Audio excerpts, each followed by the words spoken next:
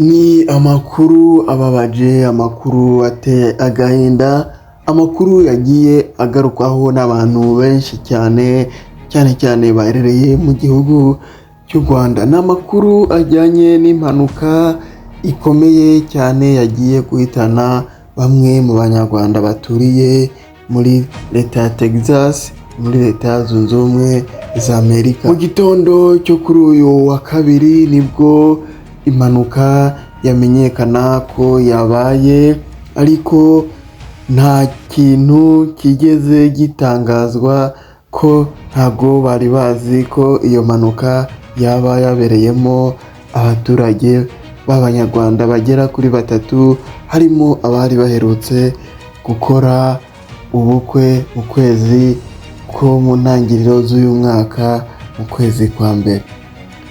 N'amakuru yagiye ababaza cyane nk'uko mubireba kuri iyo screen.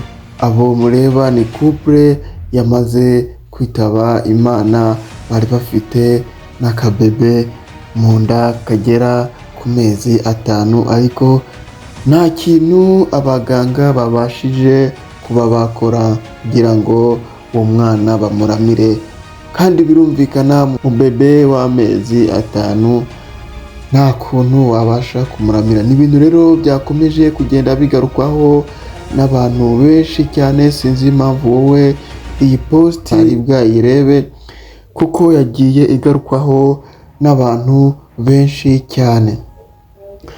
Mu byagenze bite rero ubwo imodoka yariko iratembera nk'uko bisanzwe nyine batembera couple?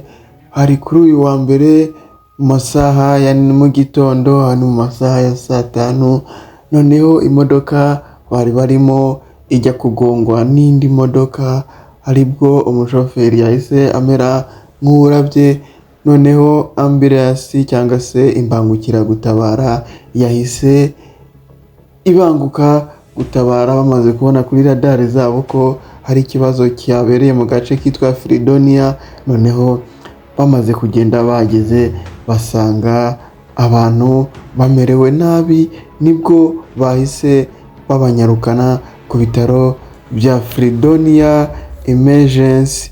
Noneho ubwo barabitaho, ariko byagiye kumenyekana ko nyuma y'amasaha make bahise bahasiga ubuzima, ariko umushoferi wabo we aracyahumeka insigane, nawe bivuga ko yaba ari hafi kwitaba Imana. Ikintu rero gitumye ino nkuru tuyigarukaho si uko yaba ari impanuka isanzwe, impanuka zo zabaye, ahubwo ni uko ari impanuka iba yarijije imiryango myinshi cyane y'abanyarwanda ndetse n'u Rwanda muri rusange. Nk'uko ikinyamakuru cyariya muri Texas mu gace kitwa Fredonia ari nako kabereyemo iyo mpanuka kanditse ko bamaze kubona impanuka ibaye, ngo bahise bareba kuri identity zabo basanga bombi ni abanyarwanda. Nk'uko muri kubireba kuri screen,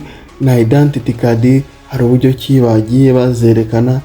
N'ibintu rero byakomeje kubabaza abaturarwanda, ari nacyo cyatumye iyi nkuru mba uwa mbere kugira ngo nyibashikirize, kuko nanjye nayihawe n'umwe muri diaspora nyarwanda iri muri leta zunze ubumwe za Amerika, aho mu gace nyine ka Texas. N'urupfu rero rwahitanye umusore ndetse n'umukobwa. Umusore azwi ku izina rya Higwa Adelar, ari nawe yari afite imyaka 32, bari bamaze imyaka igera kuri 7 aturiye muri leta zunze ubumwe za Amerika. Ariko umukobwa we nawe yitwa Mutesi Jolly Christella, yari afite imyaka 26 isaga 27. Abo bombi rero bakoze ubukwe mu kwezi kwa mbere, niho basezeranye kubana mu mategeko babifashijwemo na leta zunze ubumwe za Amerika. Nine rero bamaze kwitaba Imana. Ni igihombo gikomeye ku muryango w'uwo musore ndetse n'uwo mukobwa, ndetse no ku gihugu muri rusange, kuko urumva ko bari abantu bari bamaze kuba bafite ikigero gikomeye cyane bari bagezeho. Diaspora nyarwanda yo muri Leta Zunze Ubumwe za Amerika nta kintu irashira ahagaragara ku kijyanye n'urupfu rw'uyu musore, ariko bamwe muri bo bagiye baca inbox bakatubwira ukuntu ibintu byagiye bikurikirana ndetse n'ukuntu bariko barategura itangazo ryo guhoza umuryango uwabuze ndetse n'igihugu cyose muri rusange. Ni ibintu rero byakomeje kugenda bigarukwaho cyane ku mbuga zigiye zitandukanye, cyane cyane kuri Twitter ya hariya mu gace habereyemo iyo mpanuka, ndavuga ni muri Texas. Higwa Adelari akaba ari umusore yavukiye mu karere ka Nyanza nk'uko byagiye bigaragara kuri identity card ye, ariko nyuma ajya kwimukira mu mujyi wa Kigali aho ni mu Gatenga. Nyuma yaho agira amahirwe ajya kuba muri Leta Zunze Ubumwe za Amerika mu gace ka Texas, ari naho yahise abonanira n'uriya mukobwa nyene Christella. Nyuma yaho barakundana bakora ubukwe, abantu barabyishimira cyane. None inkuru mbi yasasakaye umugwa kabisa. Niko bimeze mu buzima, niko ibintu bigenda bimera, turabaho tugapfa, ariko hari inkuru ziba zigiye zibabaje cyane kuko urumva nko gupfa n'ibisanzwe, ariko cyababaje abantu nuko nako kana kabigendeyemo. Ni inkuru yakomeje kugenda iriza abantu benshi cyane.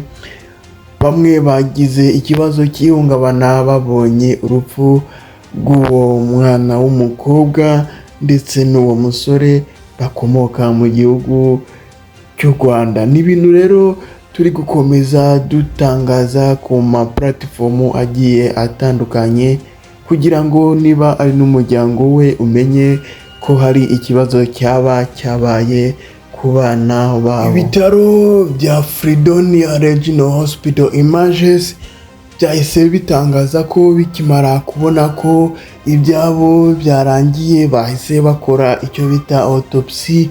Noneho nibwo bahise basanga umwana w'umukobwa yari atwite undi mwana w'umukobwa wari ufite amezi 6. Noneho ngo bahise bamubaga bamumukuramo kugira ngo umwe wese azajye ashingurwa mu ruhande rwe undi mu ruhande rwe. Nuko byagiye bitangazwa n'ibyo bitaro mu itangazo bashize ahagaragara kuri uno wa kabiri mu gicamunsi mu masaha ya 9:00, bakibona ko ibyabo birangiye. Wowe rero waba uva i Nyanza wareba ko nta mushuti wawe cyangwa se umuvandimwe wawe yaba yaragiye muri Amerika, hama ukamenyesha leta nayo ikavugana na embassy ya hariya muri Leta Zunze Ubumwe za Amerika kugira ngo bakomeze kwitaho umurambo niba bazawushyingura mu Rwanda, bityo bimenyekane, cyangwa se niba bazamugumiza hariya muri Leta Zunze Ubumwe za Amerika. Inkuru mbi ziragwira, ariko iyi yo navuga ko ari incamugongo, ariko niko bimeze. Nta kundi twavuga ngo iruhuko ridashira kuri Adelari ndetse na Christella n'akana kabo k'agakobwa. Twihanganisha n'umuryango wabo ndetse n'igihugu muri rusange. Natwe twihangane kugira ngo tuzahurire mu ijuru twembi tumeze neza cyane. Muri no minsi impfu zikomeje kugwira cyane, ariko biradusaba ko twakwama twiteguye nk'uko Bible igenda ibivuga. Aha rero ni kuri Ineza Empire niho nyujije iri tangazo. Niba ari ubwa mbere umbonye cyangwa se ugeze kuri ino channel, usaba ko wakora subscribe kugira ngo n'izindi nkuru zizajye zikugeraho ku gihe. Ndabakunda, dukomeze kwihangana twembi. Muri comment twandike rest in peace kuri Adelari ndetse n'umukobwa Christella.